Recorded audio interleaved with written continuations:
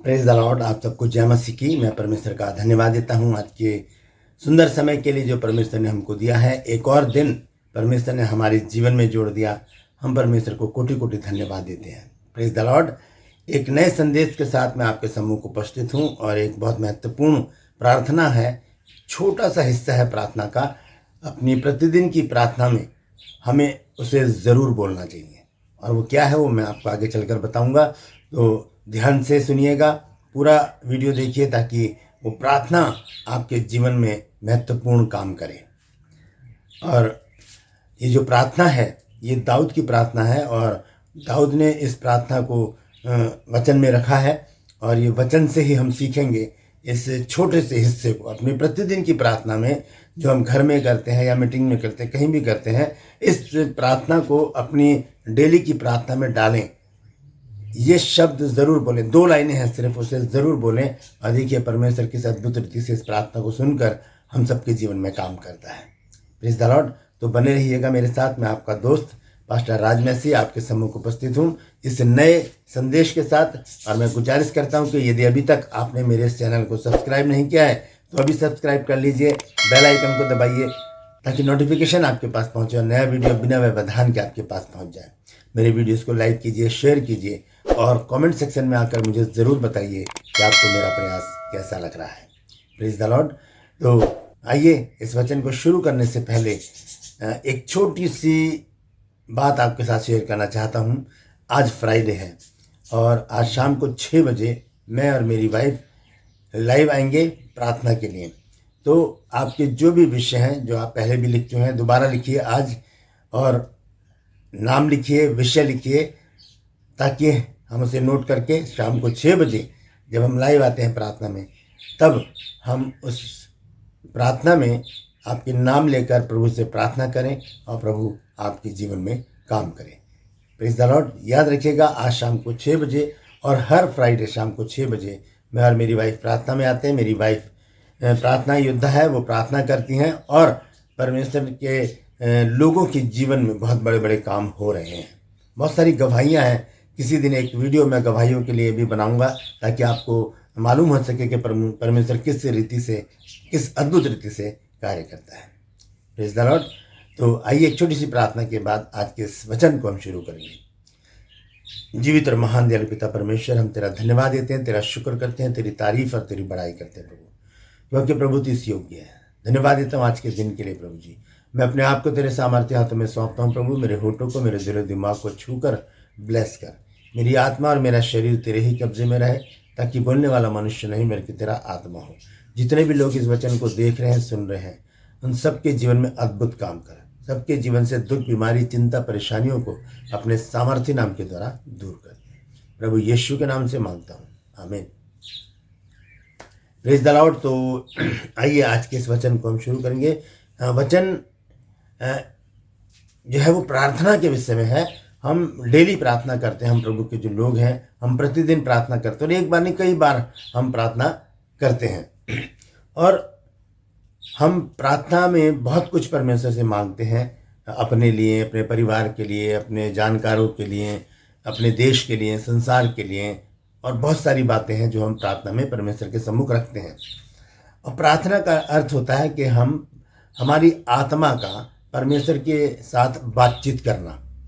तो आज एक छोटी सी प्रार्थना मैं आपके सम्मुख रखूँगा और वो बहुत ज़रूरी है अपने प्रतिदिन की प्रार्थना में इन शब्दों को रखना, क्योंकि हम देखते हैं कि हमारे जीवन में बहुत सारी ऐसी घटनाएं घटती हैं जो हमें विचलित कर देती हैं। बहुत सारे ऐसे व्यवहार हमारे जीवन में आ जाते हैं जो हमें परेशान कर देते हैं। बहुत सारी शैतानी ताकतें और नेगेटिव पावर हमें परेशान करती हैं, जिसकी वजह से हमारा आत्मिक जीवन थोड़ा सा डगमगा जाता है। तो इन विषयों के लिए हमें प्रार्थना करनी है, क्योंकि जो शैतान है जो बहुत ही बारीक चाल चल के हमारे जीवन में काम करता है। तो उस वचन को हम देखेंगे और उसके बाद हम देखेंगे कि किस तरह से हमें परमेश्वर से सहायता लेनी चाहिए। आइए उस प्रार्थना को हम सबसे पहले देखते हैं, फिर उसके बाद हम आगे चलेंगे।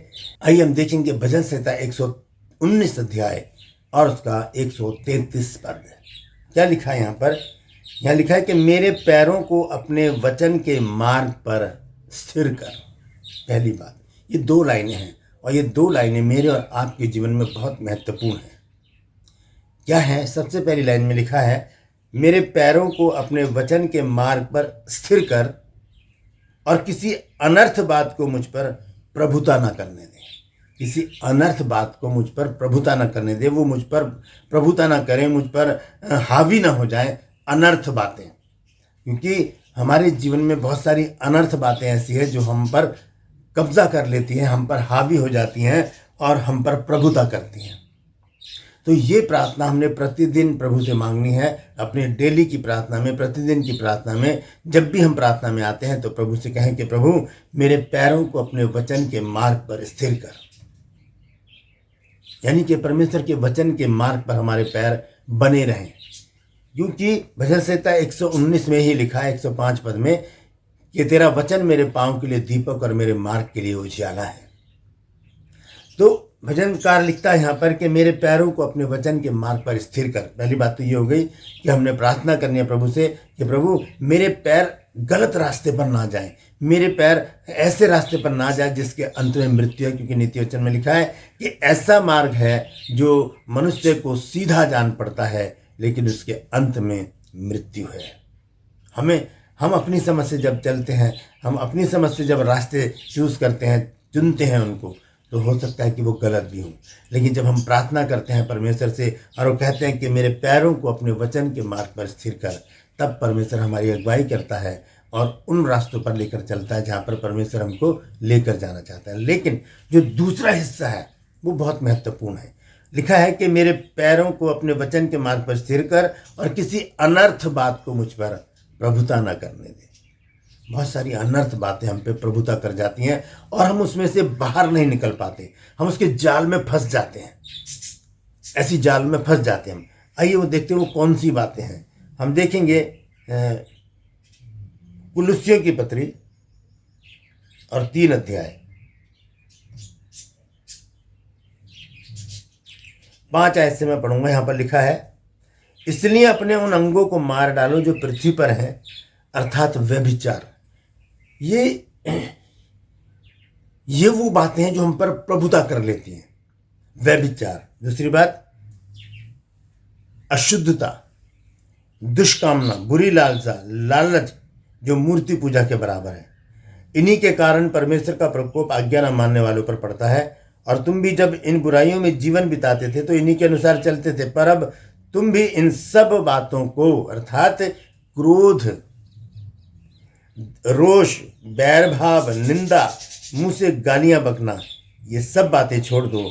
एक दूसरे से झूठ मत बोलो, क्योंकि तुमने पुराने मनुष्यत्व को उसके कामों समेत उतार डाला है।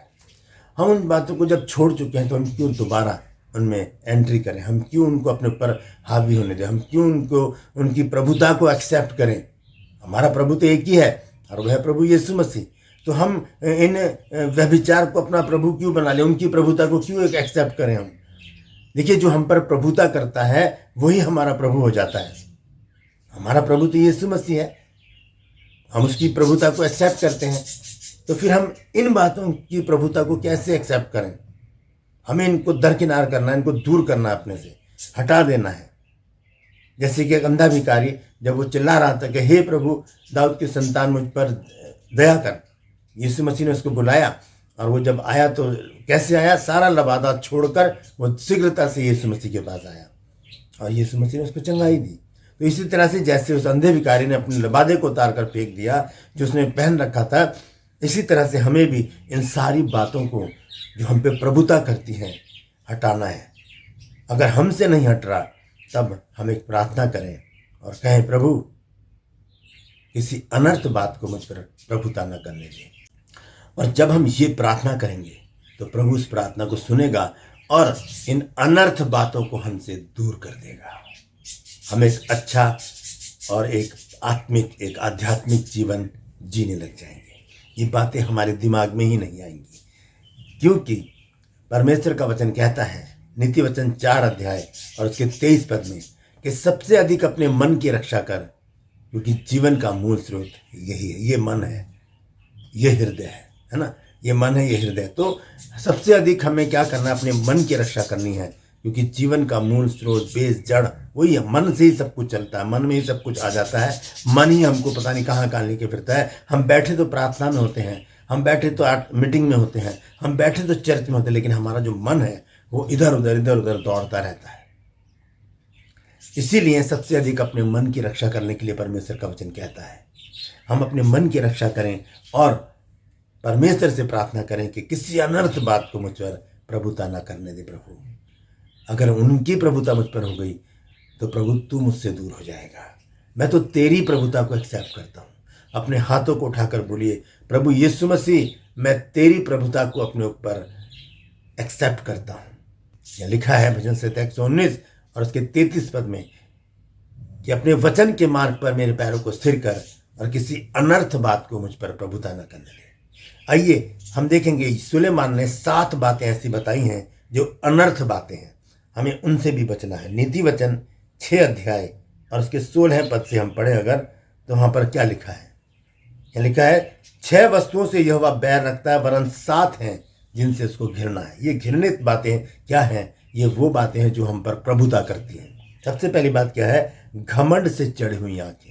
घमंड किसी भी प्रकार का हो, चाहे वो खूबसूरती का हो, चाहे वो धन दौलत का हो, चाहे वो ऊंचे कुल का हो, अच्छे घराने का हो, चाहे वो अच्छे ऊंचे पद का हो, चाहे वो मर्द होने का अहंकार हो। ये चीज़ें क्या है? घमंड।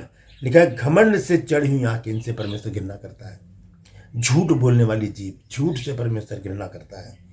और निर्दोष का लहू बहाने वाले हाथ, अनर्थ कल्पना गढ़ने वाला मन। निर्दोष का लहू बहाने वाले हाथ मतलब हम पीठ पीछे जिसकी बुराई करते हैं, उसे तो पता नहीं है कि हम क्या कर रहे हैं, लेकिन हम क्या कर रहे हैं? उसकी बुराई कर रहे हैं। उसे कहते हैं निर्दोष का लहू बहाने वाले हाथ। लेकिन निर्दोष तो एक ही है, वह है यीशु मसीह। तो आगे देखेंगे इसके विषय में, मैं फिर कभी एक वीडियो बनाऊंगा निर्दोष के विषय में। और लिखा है, लहू बहाने वाले हाथ, मर्डर करने वाले या पीठ पीछे बुराई करने वाले। दूसरी बात है, अनर्थ कल्पना गढ़ने वाला मन। अनर्थ कल्पना गढ़ने वाला मन यानी कि हम दिमाग में गलत बातें सोचें, किसी के विषय में सोचकर व्यभिचार करें, किसी के विषय में सोचकर उसके विषय में ऐसा सोचकर कि इसके साथ बुरा हो जाए, या कुछ भी शराब दें उसको, या कुछ भी करें, उसके विषय में लिखा है कि अनर्थ कल्पना गढ़ने वाला मन। जो अपने मन में अनर्थ कल्पना करता है, परमेश्वर उससे घृणा करता है। बुराई करने को वेग दौड़ने वाले पाँव, बुराई करने को, चोरी चकारी करने को, या दूसरे कामों में लिप्त होने के लिए, या किसी के साथ बैठकर बुराई करने के लिए, उसके उन पैरों से भी परमेश्वर घृणा करता है। लिखा, बुराई करने को वेग दौड़ने वाले पाँव, झूठ बोलने वाला गवाह, साक्षी, जो झूठी गवाहियाँ देते हैं, उनसे भी परमेश्वर घृणा करता है। और भाइयों के बीच झगड़ा उत्पन्न करने वाला मनुष्य। ये अनर्थ बातें हैं। भाइयों के बीच में इसकी चुगली उससे कर दी, इसकी चुगली उससे कर दी, और उनको भिड़ा दिया आपस में, फिर बाद में ताली बजा रहे। तो ये चीज़ें क्या? ये अनर्थ बातें हैं। तो ये बातें जब हम पर प्रभुता करती हैं, तब वो हमारे प्रभु हो जाते हैं, ना कि प्रभु यीशु मसीह। हम प्रभु के लोग हैं, हम विश्वासी लोग हैं दोस्तों। तो हमें करना क्या है? हमें प्रभु से प्रार्थना करनी है, प्रभु कोई अनर्थ बात मुझ पर प्रबल ना होने पाए, मुझे अपने वचन के मार्ग पर स्थिर कर दें, और किसी अनर्थ बात को मुझ पर प्रभुता ना करने दें। और बहुत सारी बातें हैं, ऐसी बहुत सारी बातें हैं। एक वीडियो मैंने बनाया था अभी पिछले दिनों, छोटी लोमड़ियों वाला, आप उसे देख सकते हैं। तो उसमें मैंने बताया था ये अनर्थ बातें हैं जो हम पर प्रबल हो जाती हैं, हम पर प्रभुता करती हैं, और हम वैसे ही करने लग जाते हैं। तो आज से हम अपनी प्रार्थना में ये छोटा सा हिस्सा डाल दें, भजन संहिता 119 अध्याय और उसका 133 पद, कि अपने वचन के मार्ग पर मुझको स्थिर कर, और किसी अनर्थ बात को मुझ पर प्रभुता ना करने दे। Praise the Lord. परमेश्वर इस प्रार्थना को सुनेगा, और किसी भी अनर्थ बात को, जितनी भी मैंने यहाँ पढ़ी है और जितनी बाइबल में लिखी है और जितनी संसार में है, इसमें नशा भी है, गुटखा हो गया, बीड़ी सिगरेट हो गई, क्योंकि बीड़ी सिगरेट गुटखा बाइबल में नहीं लिखा है। बीड़ी सिगरेट, गुटखा, स्मैक, ड्रग्स, ये सारी चीज़ें प्रभुता करती हैं हम पर। नशा, शराब के नशे में घर के घर बिगड़े पड़े हैं आजकल। कर्जे ले लेकर हमने क्या किया है कि उन लोगों को छुड़ाया है कैद खाने से, क्योंकि उनका संगत ही गलत है। तो ये चीज़ें हम पे प्रभुता क्यों कर रही हैं? क्योंकि हमारी प्रार्थना में ये चीज़ नहीं है कि प्रभु किसी अनर्थ बात को मुझ पर प्रभुता न करने दे। तू ही मेरा प्रभु है, तू मुझ पर प्रभुता कर। Praise the Lord. प्रभु हम पे प्रभुता करेगा और हमारी सारी समस्याओं को दूर कर देगा। Praise the Lord. तो इस वचन को, इस प्रार्थना को अपने प्रतिदिन की प्रार्थना में करें, याद रखें और याद रखिए कि प्रभु इस प्रार्थना को सुनकर किसी भी अनर्थ बात को आप पर प्रभुता नहीं करने देगा। आज के लिए बस इतना ही। फिर मिलूंगा आपको एक नए संदेश के साथ। तब तक अपना ख्याल रखिएगा। Praise the Lord.